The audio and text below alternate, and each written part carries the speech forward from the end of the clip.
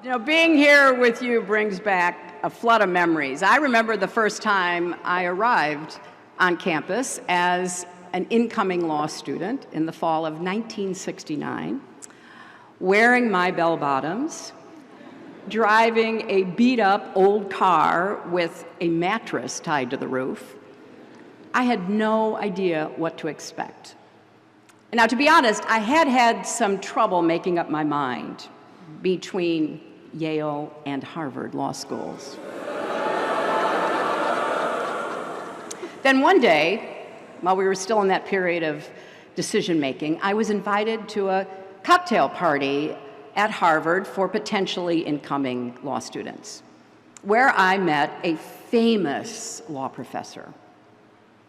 A friend of mine, a male law student, introduced me to this famous law professor. I mean, truly, big three-piece suit, watch chain. And my friend said, Professor, this is Hillary Rodham. She's trying to decide whether to come here next year or sign up with our closest competitor. Now, the great man gave me a cool, dismissive look and said, well, first of all, we don't have any close competitors. And secondly, we don't need any more women at Harvard. Now, I was leaning toward Yale anyway, but that pretty much sealed the deal.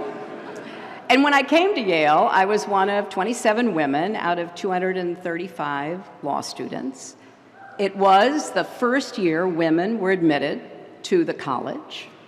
And as that first class of women prepared to graduate 4 years later, the New York Times reported on Yale's foray into coeducation, noting that the women, quote, worked harder and got somewhat better grades than the 940 men graduating with them, a fact, they went on to say, that some of the men apparently found threatening. Well, I was shocked.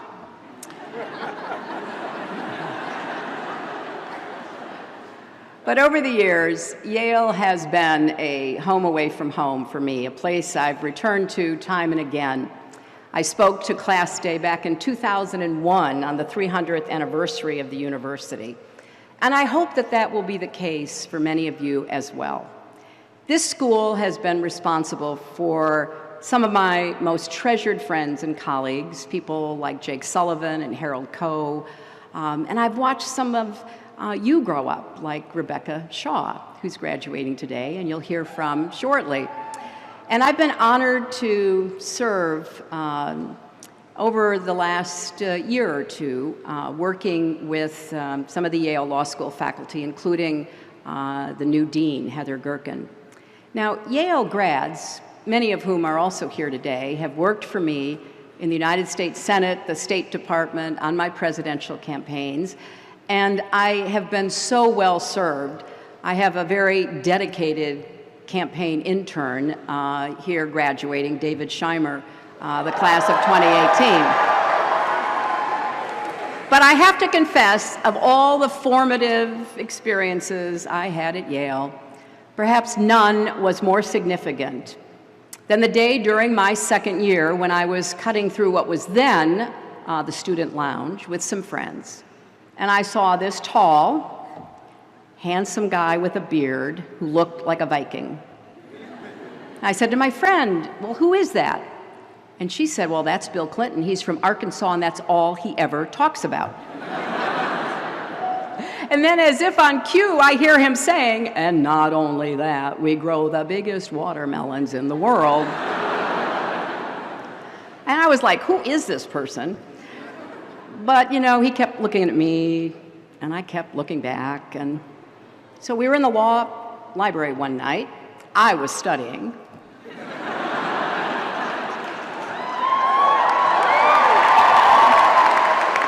But I couldn't help but see, you know, occasionally as I lifted my head up, that he was, again, looking at me. So finally I thought, this is ridiculous. So I got up, went over to him, and I said, if you're going to keep looking at me and I'm going to keep looking back, we at least ought to be introduced. I'm Hillary Rodham. Who are you? And that started a conversation that continues to this day.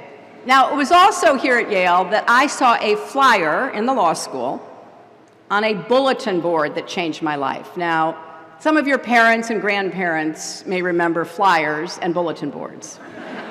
For the rest of you, suffice it to say, that was how we got information. It was like Facebook, but the bulletin board didn't steal your personal information.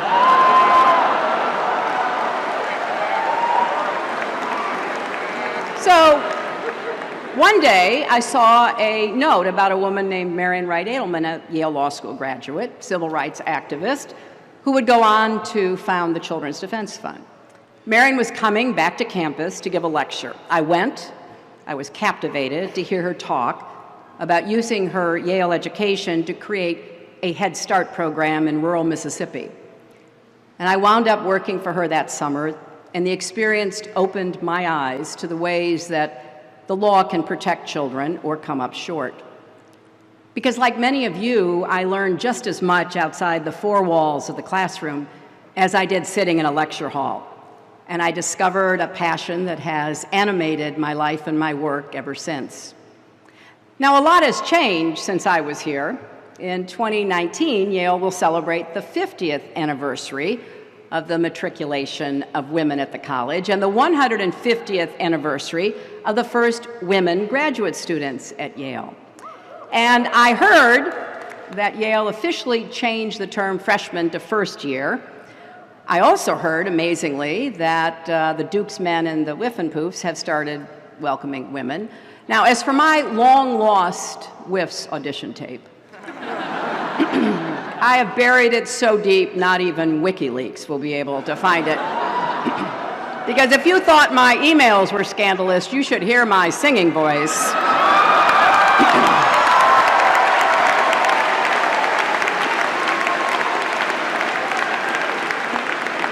I find it very exciting that today's graduates hail from all 50 states, the District of Columbia, Puerto Rico, Guam, and 56 other countries.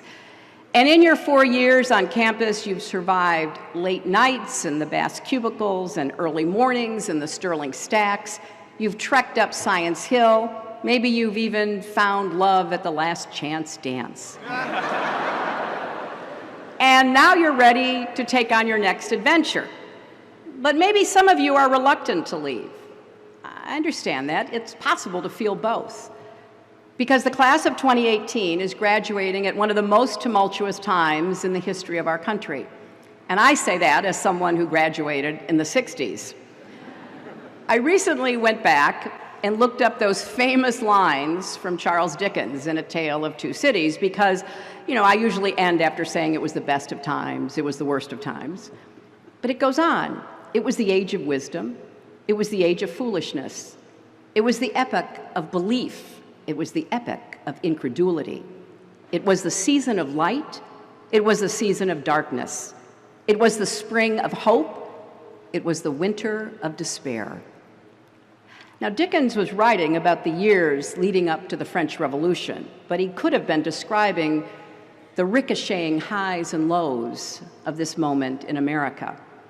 We're living through a time when fundamental rights, civic virtue, freedom of the press, even facts and reason are under assault like never before. But we are also witnessing an era of new moral conviction, civic engagement, and a sense of devotion to our democracy and country. So here's the good news. If any group were ever prepared to rise to the occasion, it is you, the class of 2018. You've already demonstrated the character and courage that will help you navigate this tumultuous moment. And most of all, you've demonstrated resilience. Now that's a word that's been on my mind a lot recently. One of my personal heroes, Eleanor Roosevelt, said, "You gain strength, courage, and confidence by every experience in which you really stop to look fear in the face. You are able to say to yourself, I have lived through this horror. I can take the next thing that comes along." Well, that's resilience. And it's so important because everyone gets knocked down. What matters is whether you get back up and keep going.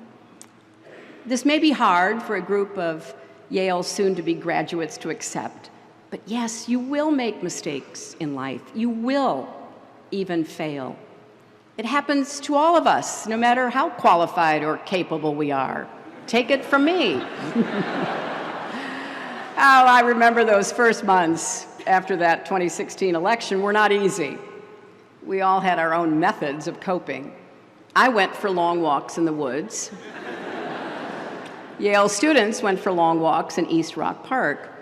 I spent hours going down a Twitter rabbit hole. You spent hours in the Yale memes group. I had my fair share of Chardonnay. You had penny drinks at Wode's.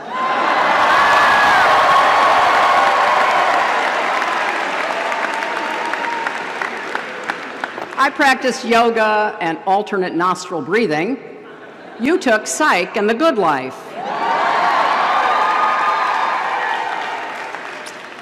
And let me just get this out of the way. No, I'm not over it. I still think about the 2016 election. I still regret the mistakes I made. I still think, though, that understanding what happened in such a weird and wild election in American history will help us defend our democracy in the future. Whether you're right, left, center, Republican, Democrat, independent, vegetarian, whatever. We all have a stake in that. So today, as a person, I'm okay, but as an American, I'm concerned. You know, personal resilience is important, but it's not the only form of resilience we need right now. We also need community resilience. That's something that this class has embodied during your time on campus. Literally at times, like in the March of Resilience your sophomore year. It was the biggest demonstration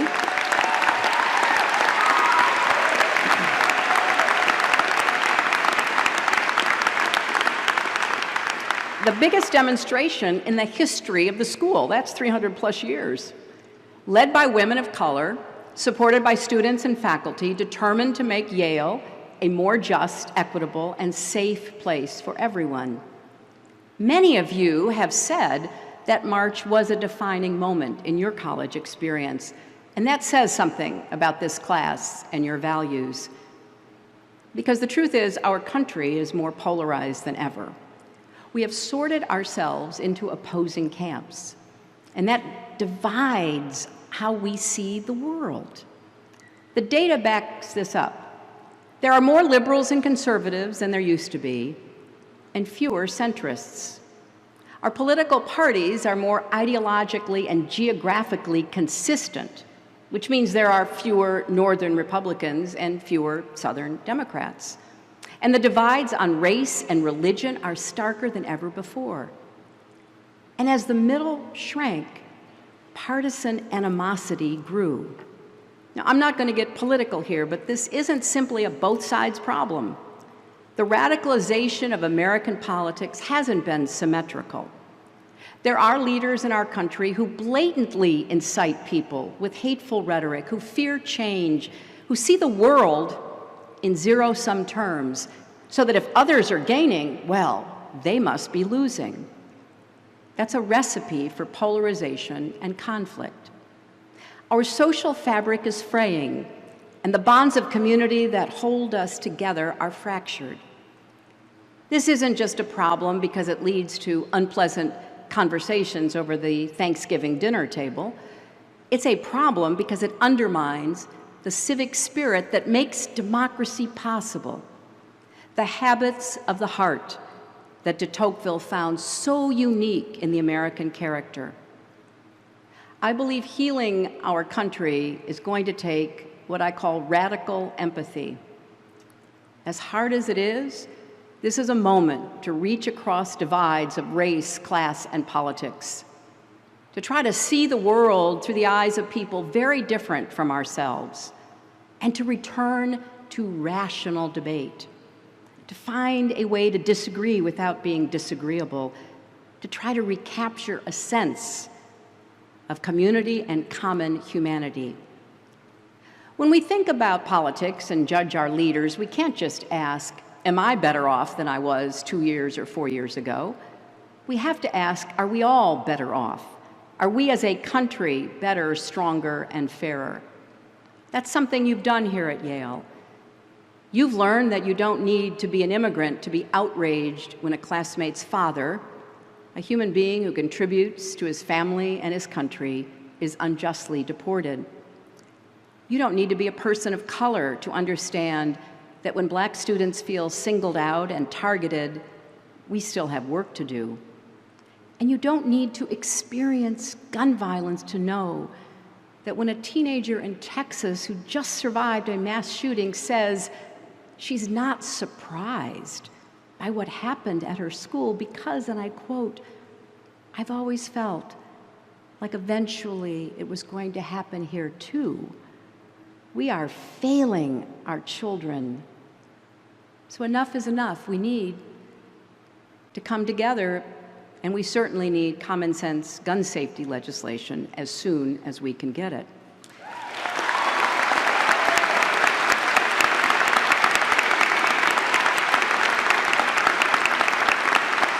Now,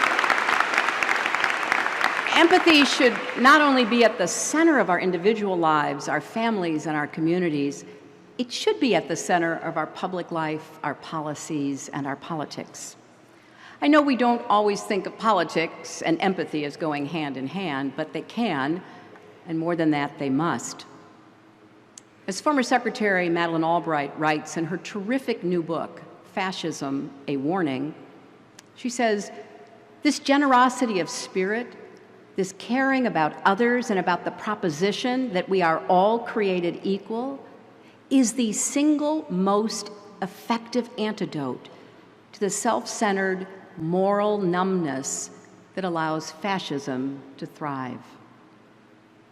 And of course, Madeleine had personal experience fleeing the Nazis in Czechoslovakia as a baby, returning after the war, fleeing the communists as a young girl.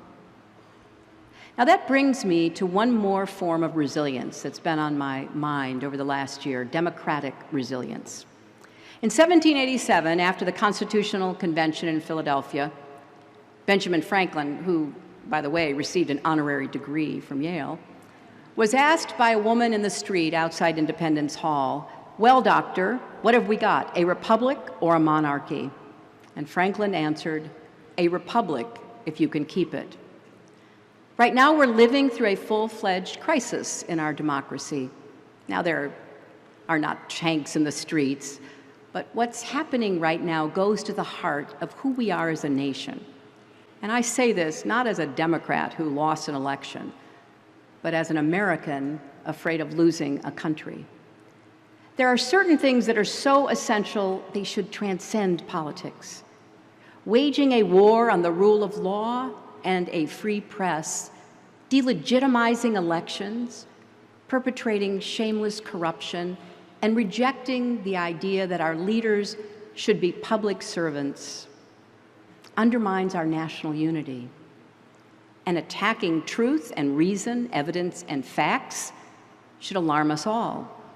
You and your parents have just paid for a first-class, world-class education. And as Yale history professor Timothy Snyder writes in his book on tyranny, to abandon facts is to abandon freedom. If nothing is true, then no one can criticize power because there is no basis upon which to do so. If nothing is true, then all is spectacle. I think Professor Snyder, both in that book and in his new one, The Road to Unfreedom, is sounding the alarm as loudly as he can. Because attempting to erase the line between fact and fiction, truth and reality, is a core feature of authoritarianism. The goal is to make us question logic and reason and to sow mistrust toward exactly the people we need to rely on: our leaders, the press, experts who seek to guide public policy based on evidence, even ourselves.